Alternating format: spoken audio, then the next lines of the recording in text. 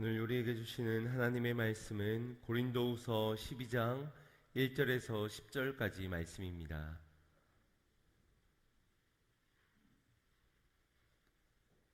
고린도후서 12장 1절에서 10절까지 말씀입니다.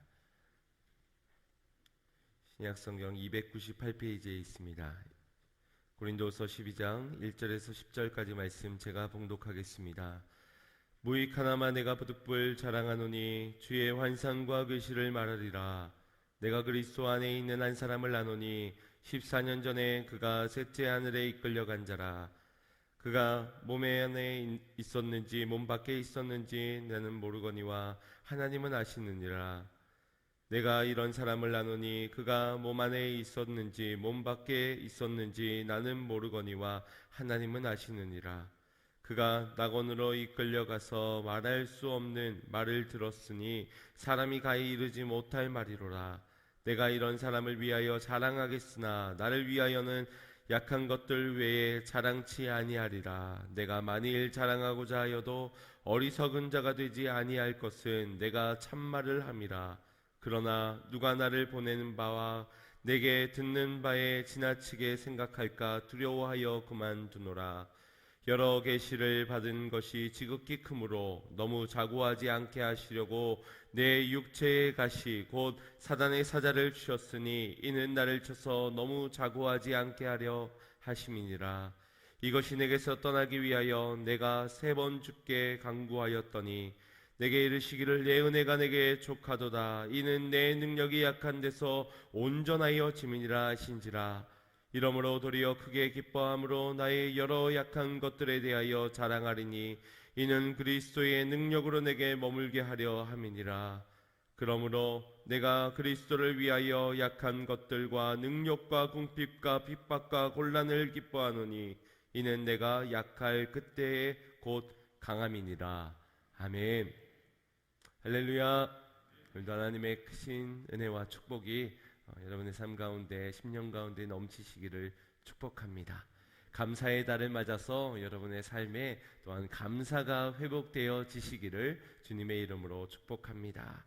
행복을 소유하십시오. 여러분도 행복하고 싶으시죠? 네, 모두가 행복한 삶을 소유하시기를 바랍니다. 이런 질문으로 먼저 시작하고자 합니다. 여러분을 가장 힘들게 하는, 나라를 가장 힘들게 하는 사람은 누구입니까? 누가 가장 먼저 떠오르십니까? 가장 가까운 남편입니까? 아니면은 아내입니까? 아니면 아픈 손가락, 내 말을 지지리도 듣지 않는 여러분의 자녀 때문에 가장 힘들다고 말하십니까? 혹은 직장의 동료 때문입니까? 아니면 가까운 친구들, 동료들 때문, 이웃들 때문입니까? 분명 그들로 인해서 힘든 것이 사실일 테지만 정말 나를 가장 힘들게 만드는 것은 나 자신일 것입니다. 피해를 입히는 타인 때문에, 환경 때문에, 상황 때문에 분명 내가 고통스러운 것도 있겠지만 그것을 받아들이는 불운한 일에 대한 우리의 태도나 우리의 반응이 우리를 정말 힘들게 만드는 것이라는 겁니다. 길을 가다가 돌에 걸려 넘어졌습니다. 그런데 어떤 사람은 툭툭 털며 일어나 아프지만 제 갈 길을 걸어가는 사람이 있는가 하면 어떤 사람은 이 돌에 화풀이 하면서 돌을 들어다가 땅에다 집어 던지며 온갖 욕을 쏟아내는 사람이 있습니다. 제가 실제로 본 어떤 사람은 술에 취한 것도 아닌데 멀쩡히 가만히 있는 문에 자기가 실수로 어깨를 부딪히고는 누가 여기다가 문짝을 달아놨냐고 문을 쥐어 흔들고 발로 차면서 온갖 욕을 쏟아내는 그런 사람을 본 적이 있습니다. 누가 손해일까요? 문이 손해겠습니까? 아니면 문짝 주인이 손해겠습니까? 아니면 거기에 욕하고 발로 차는 사람이 손해겠습니까? 가장 큰 손해는 자기 자신일 겁니다. 이처럼 문제를 문제 삼지 아니하면 문제되지 않는다라는 말이 있듯이 문제가 아무리 크더라도 그 문제를 대하는 우리의 태도나 반응에 따라서 덜 힘든 문제가 될 수 있지만 그걸 가장 힘들게 만드는 것은 결국 나 자신, 내 스스로라는 사실입니다.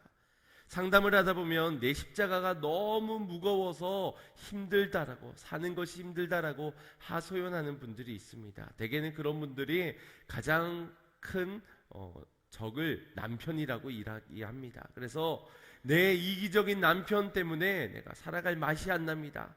내게 있어서 십자가는 내 남편입니다 라고 말을 합니다.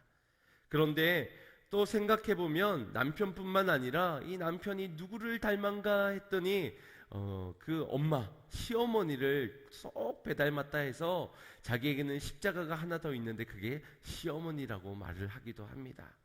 여기에도 뭔가가 부족했는지 요즘 번쩍이면서 뜨는 신상 십자가가 있는데 새로운 목장에서 만나게 된 아무개 집사, 거기가 요즘 신성 십자가라고 이렇게 말을 하며 하소연하는 분들이 계십니다.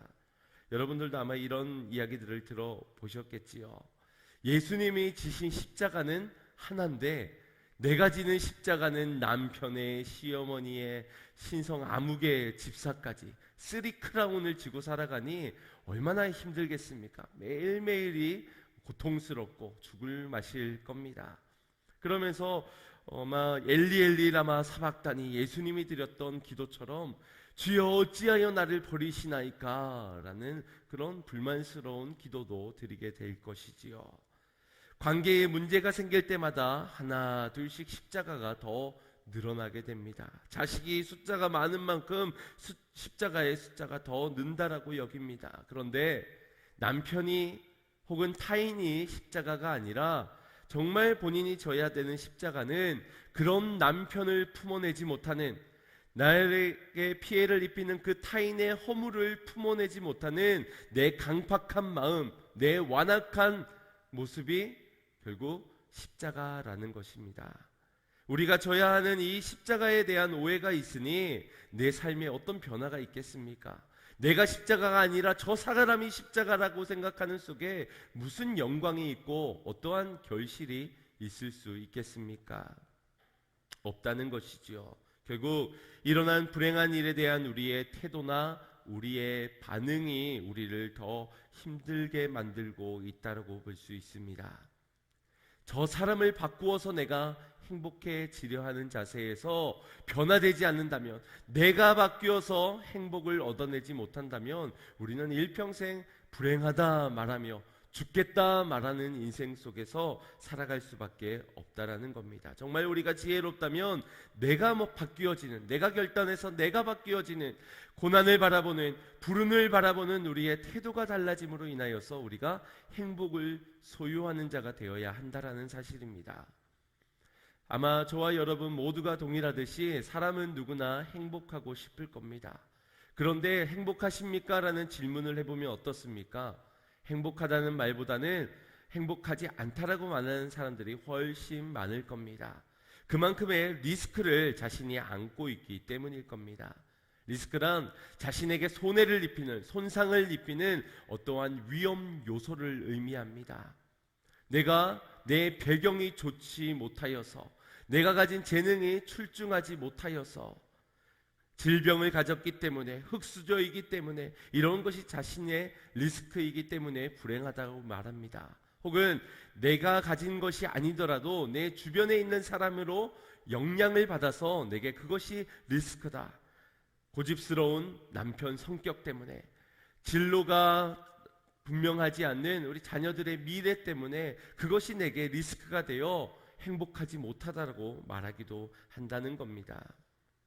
장점을 많이 가지고 있으면 분명 행복하겠지요. 그런데 아주 사소한 작은 문제로 인하여서 불행을 말하는 걸 보면 장점을 많이 가진 것보다 사소한 작은 약점, 단점들로 인하여서 불행을 말하는 우리는 작은 약점에 의하여서 더 많은 영향력을 받고 살아가는 인생인 듯 합니다. 사람은 누구나 약점이 있고 단점이 있습니다. 완벽한 사람이 어디 있겠습니까? 그래서인지 행복한 사람보다는 불행하다고 말하는 사람들이 더 많은 것 같습니다. 여러분들은 어떻습니까? 행복하십니까? 아니면 불행하십니까? 행복하다면 무엇 때문에 행복하다고 말하십니까? 아니면 반대로 무엇 때문에 불행하다라고 말하고 계십니까? 여러분의 감사를 막아서고 있는 그 리스크는 어떠한 문제인지요? 어떤 리스크 때문에 여러분은 매일매일을 힘겹게 살아가고 계십니까? 위대한 사도였던 바울에게도 이와 같은 리스크, 약한 점이 있었으니 그것이 한두 가지가 아니었습니다. 하나는 지난날의 자신의 과거의 행적이었습니다. 율법주의자로서 예수 믿는 자들을 박해하였던 지난날의 자신의 과거가 오늘 현장에서 전도해야 되는, 사역해야 되는 자신의 발목을 잡았을 겁니다. 당당하기 힘든 지난날의 치부였던 것이지요. 또한 그에게 가시라고 불려지는 육체적 질병이 있었습니다. 기도하고 응답받으십시오, 기도해야만 합니다 라고 말하는 자신이 정작 자신의 질병은 치료하지 못하고 있는 속에 사람들이 뭐라고 했을까요? 아마 질병의 고통도 고통스러웠겠지만 사람들 앞에 체면이 서지 않았을지도 모르겠습니다. 한 가지 더 그의 약점을 찾아본다면 그의 인생의 노후에 많은 시간들을 박해를 받고 핍박을 당하면서 감옥에서 시간을 보내야만 했던 그것이 그에겐 리스크일 수 있을 겁니다. 이 정도의 많은 리스크를 안고 있는 사람이라면 행복과는 거리가 멀은 그런 인생이라 말할 것 같습니다. 아무리 잊으려 한다 해도 잊을 수 있겠습니까? 지워보려 해도 그 있었던 일, 지금 내가 당하고 있는 것들을 지울 수나 있겠습니까? 인생에 영원한 꼬리표처럼 끝까지 따라다닐 것입니다. 우리가 바울의 인생을 볼 때 그가 얼마나 무거운 십자가를 졌는지, 얼마나 크고 아픈 가시를 가지고 있는지에 따라서 우리가 그가 행복한지 행복하지 않은지 그의 인생을 판단하고 때로는 평가를 할 것입니다. 그러나 정작 사도 바울은 자신의 인생을 향하여서 불행하다 말하지 아니하였습니다. 오히려 그의 인생은 행복하다라고 그는 고백하였습니다. 그것이 그가 자신의 약함을 외면했기 때문이 아닙니다.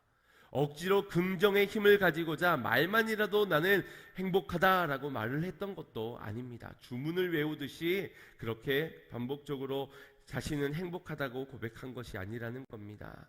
오히려 그는 자신의 약함을 주목하였고 그 약함을 바라보는 자신의 시각, 그 약함을 대하였던 자신의 태도가 변화되고 나서는 오히려 그의 약함은 기뻐하는 자랑이 되었던 것입니다.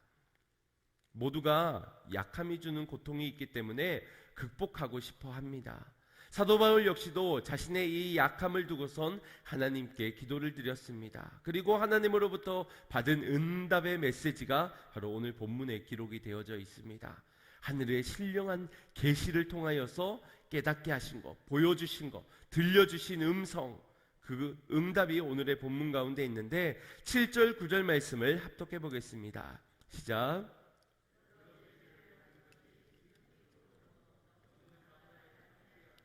내 육체의 가시 곧 사단의 사자를 주셨으니 이는 나를 쳐서 너무 자고하지 않게 하려 하심이니라. 이것이 내게서 떠나기 위하여 내가 3번 주께 간구하였더니 내게 이르시기를 내 은혜가 내게 족하도다. 이는 내 능력이 약한 데서 온전하여 짐이니라 하신지라. 이러므로 도리어 크게 기뻐함으로 나의 여러 약한 것들에 대하여 자랑하리니 이는 그리스도의 능력으로 내게 머물게 하려 함이니라. 아멘. 기도를 드렸습니다. 그럼에도 상황은 전혀 진전이 된 것이 없습니다. 형편이 조금 더 나아진 기미가 보이지 않습니다. 과거도 달라지지 않았고 현재의 가시가 주는 고통도 사그라들지 아니하였습니다. 그럼에도 불구하고 단 한 가지, 이 자신의 약함을 바라보는 자신의 시선, 태도, 반응이 달라짐으로 인하여서 그가 고백하는 것이, 그의 걸음이, 그가 이제 기도 제목마저도 달라지게 되었습니다. 그에게 찾아온 한 가지의 음성은 내 은혜가 내게 족하도다. 약한 데서 능력이 온전하여 짐이니라. 하나님께서는 너에게 뽑아야 되는 것은 육체의 가시가 아니라 너의 마음에서 약함을 안 된다라고 부정하게 말하고 있는 마음에서의 가시가 뽑혀져야 한다라고 말씀을 하고 계신 것입니다. 사도 바울은 주신 하나님의 말씀이 자신의 기도했던 것에 대한 응답이라고 믿었습니다. 여전히 고통스럽지만 주신 응답으로 말미암아 이제 자신의 약함은 더 이상 나를 무너지게 하는 약함이 아니라, 리스크가 아니라 내가 감당함으로 하나님의 능력이 나타나는 것, 그것으로 시선을 달리할 수 있게 된 것입니다. 그는 이후에 더 이상 약함을 극복하고자 하나님께 4번째로 5번째로 기도하지 아니하였습니다. 수용하였고 그것을 통하여 하나님을 기대하는 자로 오히려 약함을 기뻐하고 자랑하는 인생을 살았노라라고 결론 짓고 있습니다.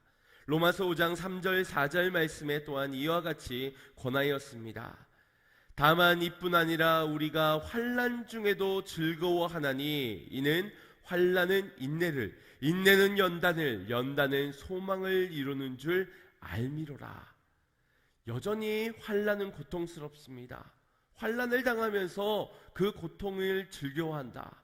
그 고통 자체가 안 아프거나 아니면 그 자극이 쾌락을 주는 것은 전혀 아닙니다. 그걸 변태들이 느끼는 것이지요. 그는 알미니라, 환난을 통하여서 인내가 내게 찾아옴을, 인내를 통하여서 연단이 됨을, 연단을 통하여 소망을 이루어지는 아는 것에서부터 환난을 즐거워할 수 있게 되었다라고 지금 고백하고 있는 겁니다. 이걸 세상 사람들이 어떻게 이해할 수 있겠습니까? 이 고난에 대한, 약함에 대한 역설을 펼치는 사도 바울을 향해 세상 사람들은 저가 가진 지식 때문에 미쳤노라, 그렇게 말을 할 수밖에 없었던 것, 어느 정도는 그 세상 사람들의 이해를 생각할 때 우리가 이해를 할 수 있는 부분이기도 합니다. 중요한 것은 그들이 아니라 우리이지요. 여러분입니다. 여러분에도 분명 이러한 약함이 있을 터인데 고치고 싶은, 바꾸고 싶은, 새로워지고 싶은 기도 제목들이 있을 것인데 그것들을 대하는 여러분들의 자세는 어떠합니까? 신앙의 연수가 그래도 꽤 되는 만큼 바울의 이러한 고백이 이해가 되어지시기는 하시지요. 그런데 나의 리스크를 두고서는 여러분들은 어떻습니까? 행복하다 말할 수 있고 그 리스크를 자랑하실 수 있으시겠습니까? 과연 여러분이 가진 약함을 통하여서 하나님께 감사를 드릴 수는 있으시겠는지요? 그렇다면 우리는 바울을 이해하지 못하는 것일 겁니다. 나는 공부를 못합니다. 나의 공부 못하는 것을 이제라도 자랑하겠습니다. 과연 공부를 못하는 것이 하나님이 자랑을 받으실 만한 일일까요? 내가 공부를 안 한 것이지 못한 것이 아니지요. 그렇기 때문에 그것을 통해서 하나님이 자랑을 받으시진 아니할 겁니다. 나는 뚱뚱합니다. 나는 이제라도 나의 뚱뚱함을 통해 하나님을 자랑하겠습니다. 뭔가 좀 제 진심이 담겨진 것 같지요. 그런데 그 뚱뚱함을 통해 하나님이 자랑받지 아니하십니다. 그건 내가 공부하지 않았고 운동하지 않은 것으로 인한 결과, 팩트인 것이지요. 하나님은 그 사실을 통하여서 영광을 받으시는 분이 아니십니다. 그건 얼마든지 우리가 극복해낼 수 있는 것들이지요. 그러나 사도 바울이 가진 약함, 그를 통해서 하나님을 의지할 수밖에 없던 그의 가시를 통하여 그것이 하나님께 자랑이 될 수 있었던 것은 자신의 약함을 강하게 하시든 변화를 시키든 아니면 그 약함을 사용하시든 하나님이 하실 것이라는 믿음이 있었기 때문입니다. 하나님, 저의 과거를 아시지요. 주님은 나의 연약함도 아시는 분인 줄 믿습니다. 그런 이런 나, 주님의 은혜 없이는 살아갈 수 없는 내가 주님의 도움을 구하오니 도움 없이는 나는 아무것도 아니오니 주여 나를 도와주시옵소서. 이것이 마치 하나님에게는 저가 자신의 나약함을 고백하면서 나의 능력으로는 할 수 있다, 나의 전지전능함을 자랑하는 것 같구나. 하나님이 여기에서 영광을 받으신다는 것입니다. 결국 사도 바울은 자신의 나약함을 인정하고 하나님의 능력을 의지하는 것으로 통하여 하나님을 자랑했던 것입니다. 이처럼 하나님을 자랑하기 위hen 먼저 우리의 약함을 인정해야만 하는 것입니다. 여러분도 아마 자녀들을 두고 한두 번쯤 해보셨을 장난일 것 같습니다. 아이와 가까이에서 있다가 아이 몰래 문 뒤에 숨거나 벽 뒤에 숨는 그런 장난들을 아마 해보셨을 겁니다. 애들이 이제 좀만 시간이 지나다 보면 엄마 어딨지? 아빠 어딨지? 하고 엄마 아빠를 막 급하게 찾는 모습 동안을 여러분이 뒤에 숨어서 아마 기다리는 그런 장난들을 해보셨을 겁니다. 그냥 단순한 장난일 수도 있겠지만 우리는 그러한 장난을 통해서 그 아이에게 있어서 부모가 얼마나 필요한 존재라는 것을 그 아이에게 가르쳐주기 위한 하나의 배움으로 활용하기도 하고, 자기 스스로는 얼마나 나약한 존재인지를 스스로 깨닫게 하기 위한 훈련으로 이러한 장난을 치기도 할 겁니다. 아이들이 자아가 형성되면서 반복적으로 항상 고집스럽게 말하는 것이 있지요. 내가 할 거야. 아니 내가 할 거야. 아빠가 하지 말고 내가 할 거야. 할 수 있어라는 말들을 합니다.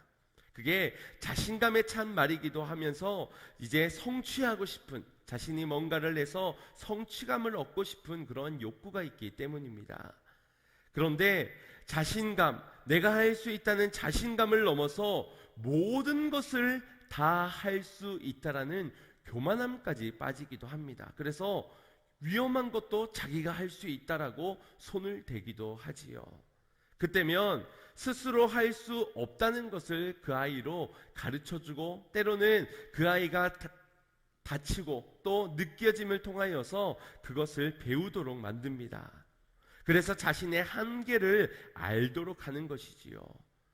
그럴 필요가 있다라는 겁니다. 그래서 부모를 찾게끔 만드는 것, 물론 아이가 자기 힘으로 해낼 수 있는 것도 가르쳐야 되겠지만 세상에는 할 수 없는, 부모를 의지해야 하는 부분도 있다는 것을 가르쳐야 한다는 것입니다.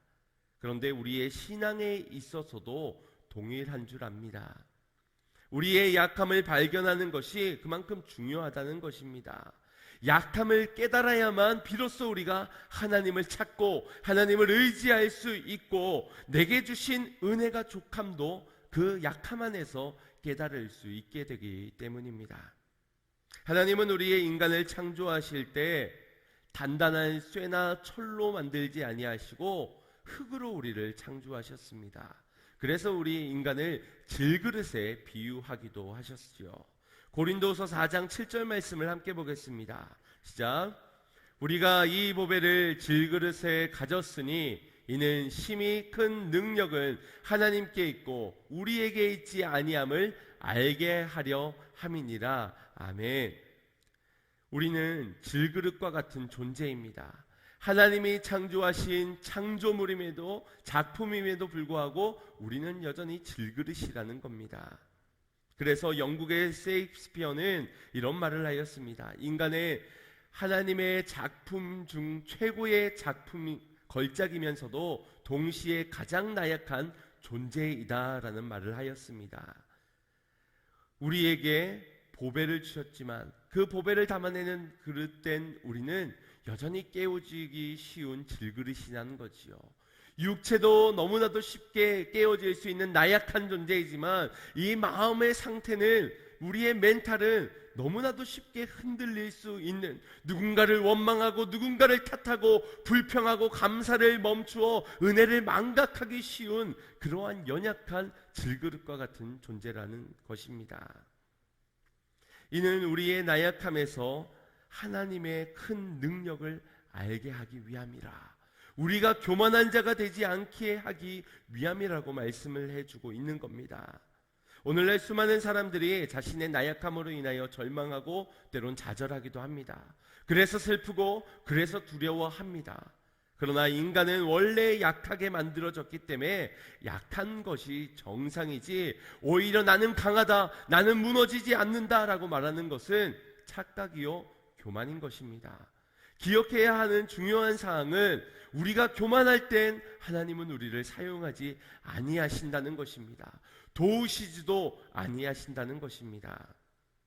C.S. 루이스가 신학교에서 강의를 할 때 한 젊은 신학도가 이런 질문을 그에게 던졌다고 합니다. 교수님, 하나님이 그렇게 공의롭고 정의로우신데 어찌 하나님의 백성들이 고난과 아픔을 당해야만 하는 것입니까? 라는 질문을 하였습니다. 그때 그 젊은 신학도를 바라보며 이렇게 대답해 주었습니다.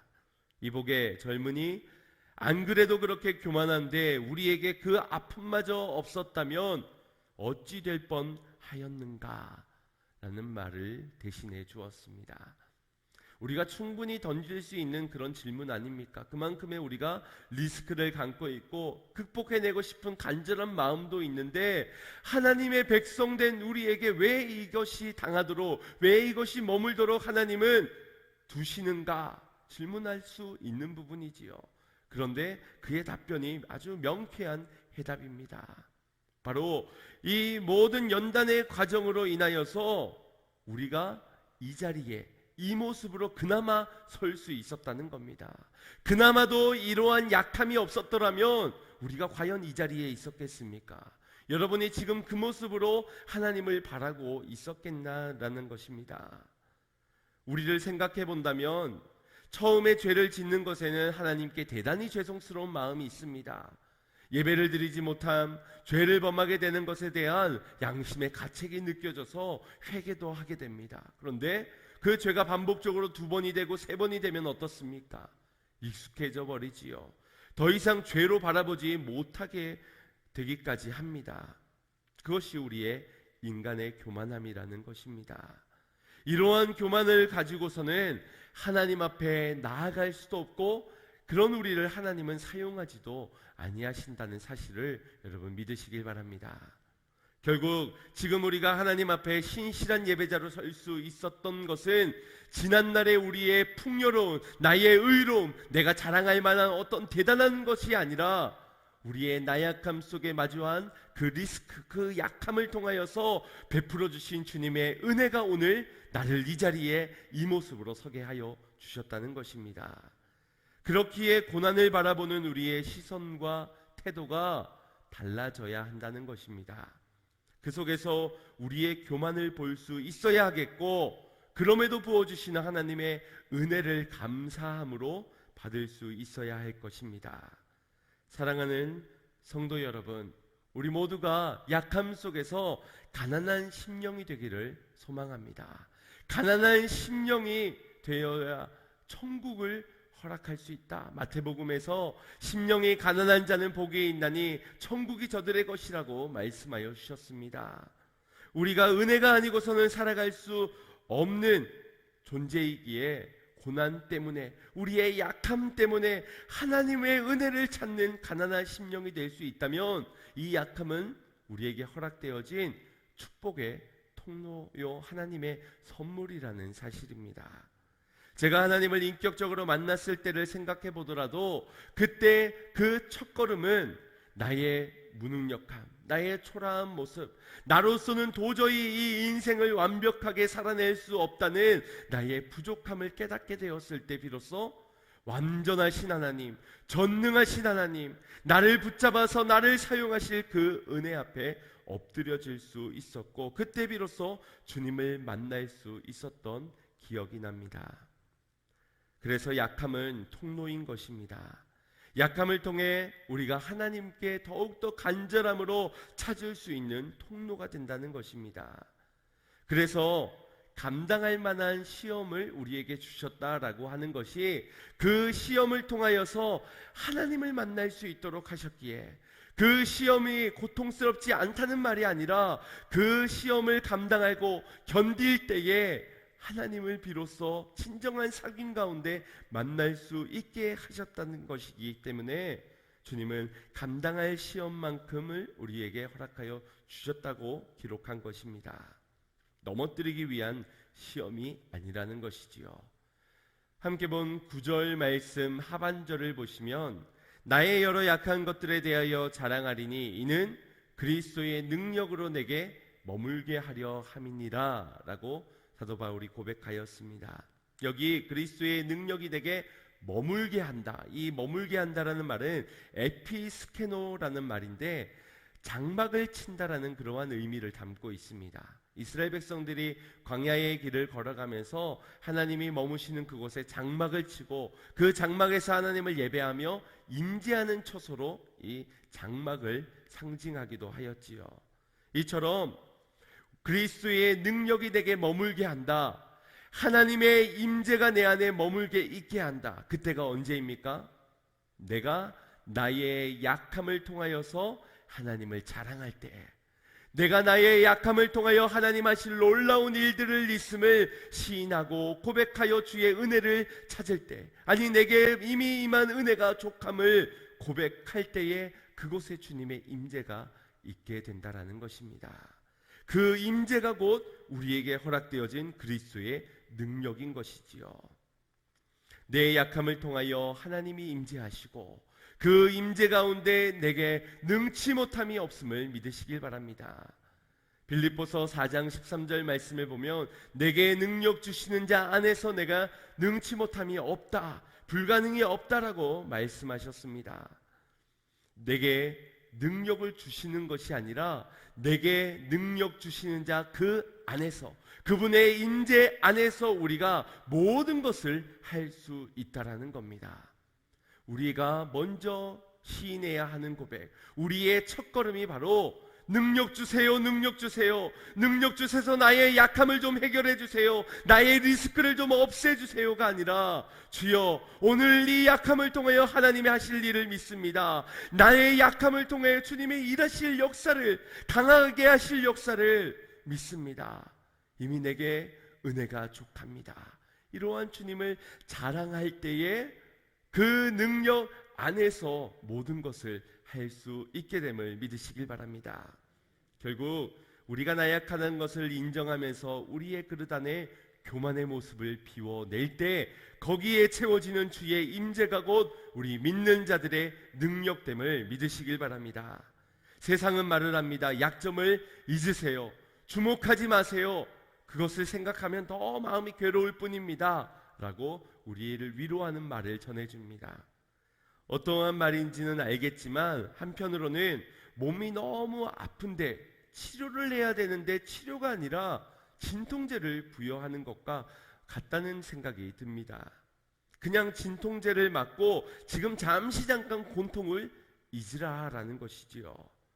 그러나 고통을 덜어줄 질병의 치료가 아니라 근본적인 문제가 해결되지 않은 상태에서 마치 해결된 것 같은 착각을 불러일으키는 것이 진통제입니다.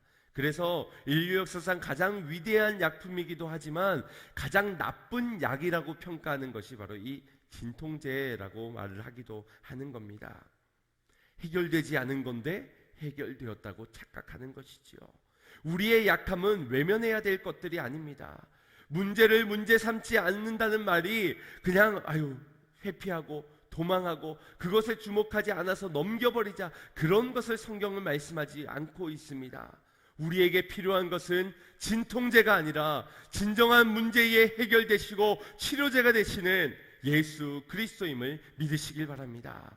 우리의 약함을 고백할 때 그분의 임재가 내게 있을 것입니다. 내 약함을 통하여 하나님이 하실 일을 신뢰하며 믿음으로 고백할 때 내게 진정한 해결자 되신 예수 그리스도의 능력이 거하게 될 줄 믿습니다. 오늘 강하게 하시든지 아니면 우리의 약함을 사용하실 것이든지 주님께서 우리에게 임한 은혜는 우리를 은혜되게 하시며 그것을 통하여서 하나님의 놀라운 역사를 이루실 통로되게 하실 것입니다. 사도 바울이 깨달았던 깨달음처럼 내 은혜가 내게 족하니라. 능력이 약함에서부터 온전하여 지미니라.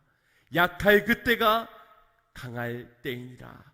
오늘 주님의 말씀이 오늘 우리의 나약함 가운데서 어떻게든 이 나약함을 극복하고 싶어서, 행복하고 싶어서 아웅다웅 발버둥치며 매번 같은 기도 제목으로 고집스럽게 주님 앞에 매달리고 있던 우리를 조금 바꾸었으면 좋겠습니다.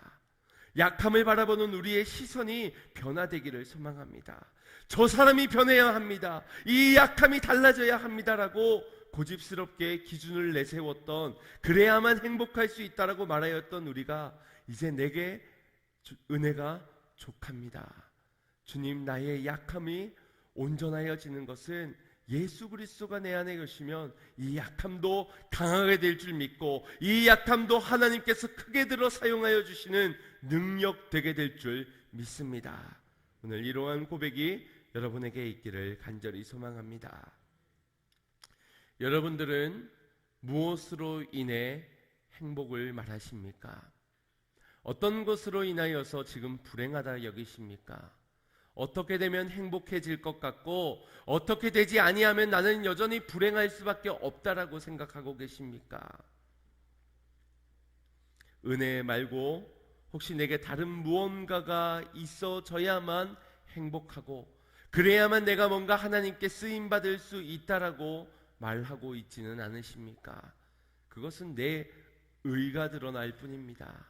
하나님의 은혜에서부터 시작되어야 거기에 진정한 역사도 놀라운 기적도 일어나게 되는 줄 믿습니다. 여러분의 삶 가운데, 가정에, 여러분의 가족 구성원들 가운데 삶에 정말 지우고 싶은 과거, 잊고 싶은 상처들, 그 가운데서 하나님 하실 일을 기대하시길 바랍니다.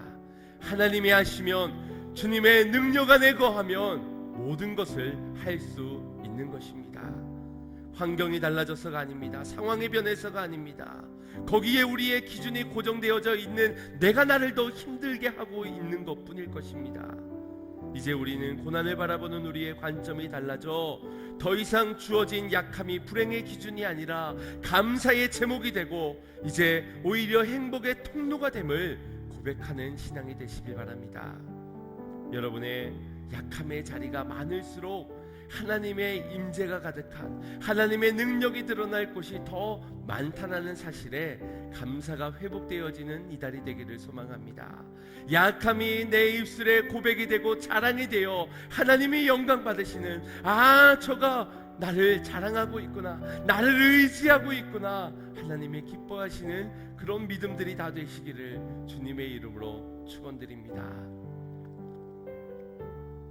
야곱이 자신의 인생의 성공 궤도를 달려가기 위하여서 때로는 형을 속이기도, 아버지를 속이기도, 삼촌을 속이기도 하였지요. 그러면 자신의 인생의 리스크를, 둘째라는 리스크를, 뒤꿈치를 잡고 나온 둘째라는 서러움을, 자신의 사냥도 하지 못하는 어머니를, 가정일을 돌볼 수밖에 없는 그 약함을 극복해낼 수 있다고 여겼습니다. 그러나 하나님에게 있어서는 그 약함은 벗어 던져야 되는 것이 아니라 인정하고 시인함으로 하나님께 매달려야 하는 통로였습니다.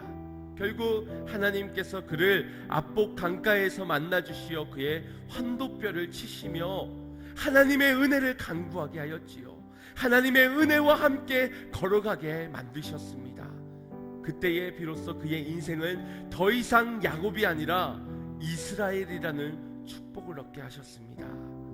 오늘 우리를 그러한 자리로 초청하고 계신 하나님의 부르심을 들으시길 바랍니다.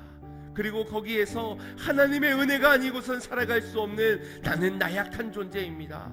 오늘 나의 이 약함을 극복해야만 내가 사용되어지는 것이 아니라 이것이 있음에도 불구하고 내게 그 은혜 주심, 능력 안에 거함, 그걸 통하여 주님은 나를 이스라엘 되게, 하나님 백성 되게, 하나님 사용하시는 도구 되게 하실 줄 믿습니다.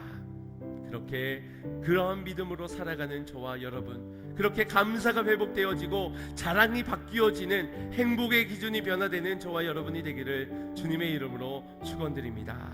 우리 같이 말씀을 기억하며 함께 찬양드리겠습니다. 약할 때 강함 되십니다. 약할 때 강함 되시네. 나의 보배가 되신 주 나의 모든 것.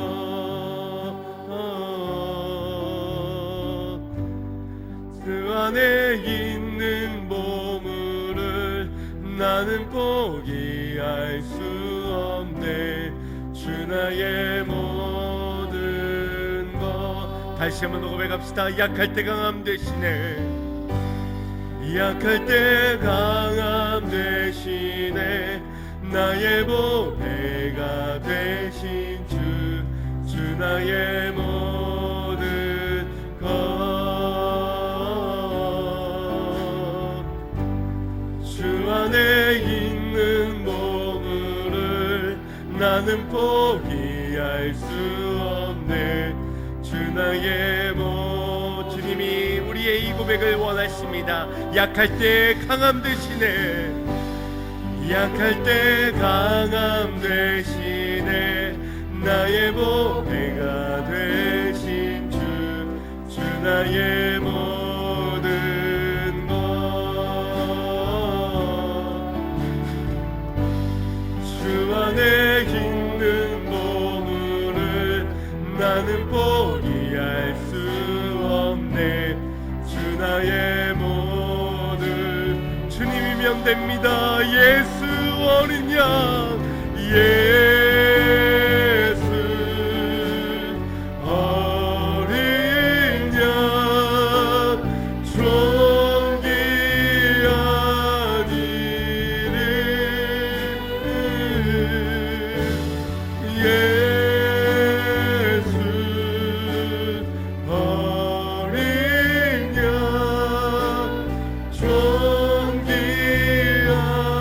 이름. 십자가 죄 사셨네. 십자가 죄 사하셨네. 주님의 이름 찬양해.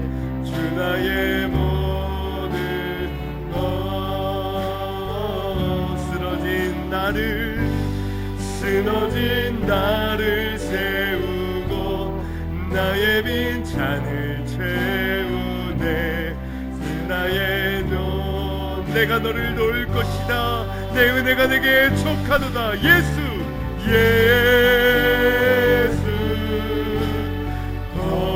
어린 양, 존귀한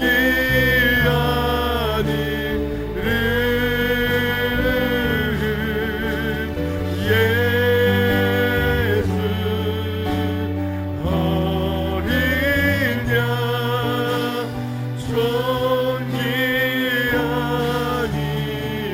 예수 하나님의 어린 양, 예수 어린 양, 존귀한 이름,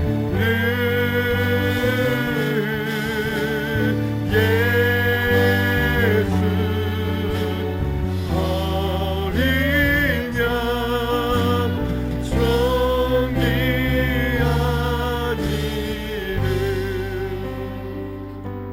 지금껏 여러분의 주목함은 무엇이었습니까?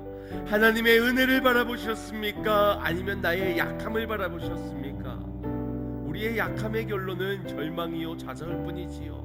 거기서 세상의 방법을 아무리 취하여 봤자 그것은 잠깐의 진통제에 불과한 겁니다. 근본적인 해결은 오직 예수 그리스도 어린 양의 보혈의 피 안에 모든 문제의 해결이 있음을 믿어야 할 줄 믿습니다.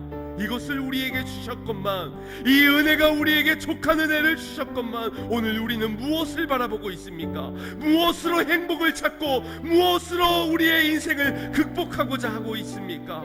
우리 다시 한 번 더 결단하기는, 주여 나의 약함을 사용하시든 바꾸시든 변화시키시든 하나님의 은혜가 하실 줄 믿습니다. 그리스도의 능력 안에서, 그분의 임재 안에서 모든 것을 하게 하실 줄 믿습니다. 그 안에 머무는 자, 그 은혜의 족함을 고백하는 자, 약함을 시인하고 주님을 의지하는 자 되게 하여 주시옵소서. 우리 주여 한번 부르짖고 합심하여 기도합시다. 주여, 사랑의 주 하나님, 오늘 우리의 옛날 약함이 오늘 나를 불행하는 만드는 요건이라 여겼습니다. 나의 자녀의 문제가, 나의 건강의 문제가, 나의 환경의 상황의 문제가 오늘 나는 불행한 인생이라 말할 수밖에 없는 아버님의 내가 안고 살아가야 하는 문제라고 여겼습니다. 그러나 주님, 아버지 하나님의 약함을 사용하여 주시어 주님의 나타내심을 드러내시는 아버님의 이로 통로로 우리에게 약함을 주셨고 교만하지 않도록 자만에 빠지지 않도록 나의 능력을 의지하지 않도록 하기 위하여 생명에 있는 자리로 은혜의 자리로 우리를 초청하기 위하여 때로는 우리의 약함을 통하여 때로는 우리에게 시험의 시련을 통하여 아버지의 우리로 하나님의 은혜됨이 나타날 수 있게 하여 주신 줄 믿습니다.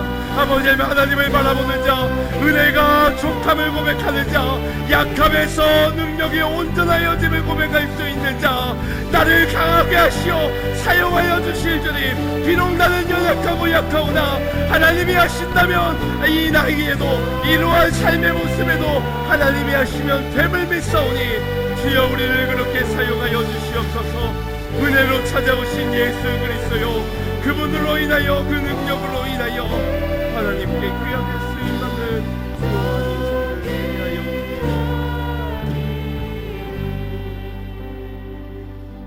사랑의 주 하나님, 오늘 우리의 시선과 우리의 기준이 연약하여 할 수 없는 이유들을 우리의 약함에서 우리가 가진 리스크에서 찾곤 하였고 때로는 나와 연결되어진 우리의 가족 구성원들에게 원망하고 불평하는 것으로 우리의 인생은 불행하다고 말하였습니다.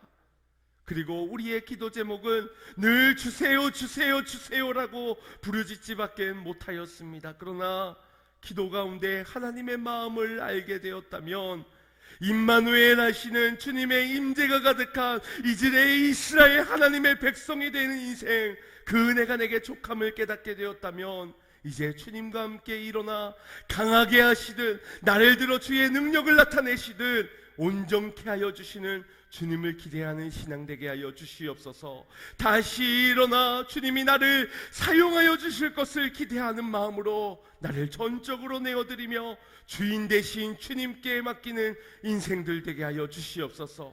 우리를 크게 사용하실 줄 믿습니다.